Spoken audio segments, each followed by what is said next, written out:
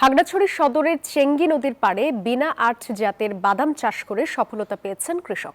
এ বিষয়ে বিস্তারিত জানিয়েছেন সহকর্মী জহুরুল আলম। খাগড়াছড়ি সদরের বাঙ্গালকাটি মৌজার দক্ষিণ কবংপুরি এলাকায় চেঙ্গি নদীর পাড়ে কৃষক কামাল উদ্দিন এখানে চীনাবাদামের চাষ করেছে। উনি বিনা আট জাতের চীনাবাদাম লাগিয়েছেন এখানে চেঙ্গি নদীর পাড়ে।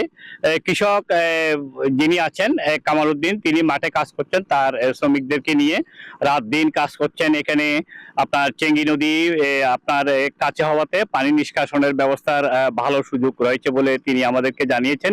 তিনি এখানে 1 একরের কাছাকাছি চীনাবাদামটা লাগিয়েছেন এবং সুন্দর চীনাবাদাম হয়। আপনার এখন চাষাবাদে হয়েছে যে সেখানে চীনাবাদাম গুলোতে ছোট ছোট ফুলও ফুটতে শুরু করেছে। এখানে কৃষক যে রয়েছেন এখানে যিনি আছেন আমাদের এই কৃষক কামাল উদ্দিন, তিনি মাঠে কাজ করছেন। আমি তার সাথে একটু কথা বলতে চাই। আপনি কত একর জমিতে আপনার এই চীনাবাদাম লাগিয়েছেন? প্রায় 1 একরের কাছাকাছি। এখানে আপনি কি কৃষি বিভাগের কোনো সহায়তা পেয়েছেন? হ্যাঁ হ্যাঁ, এই যে আমাদের যিনি দায়িত্বে আছেন কৃষি সম্প্রসারণে নীতিভূষণ বাবু, ওনার সহযোগিতা আমি বীজগুলি পেয়েছি এবং বীজগুলি জানলাম বিনা আট, খুব উন্নত জাত। এটা কবে থেকে তোলা শুরু করবেন চীনাবাদামটা? আরো 3 মাস পরে।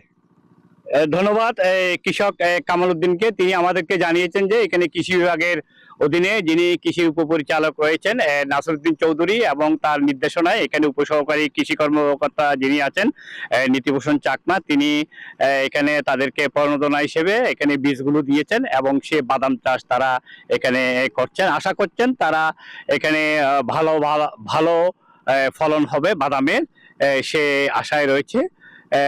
খাগড়াছড়ির বাঙ্গালকাটি মৌজার চেঙ্গি নদীর পাড় থেকে সর্বশেষ বাদাম নিয়েছিল আমার এই তথ্য।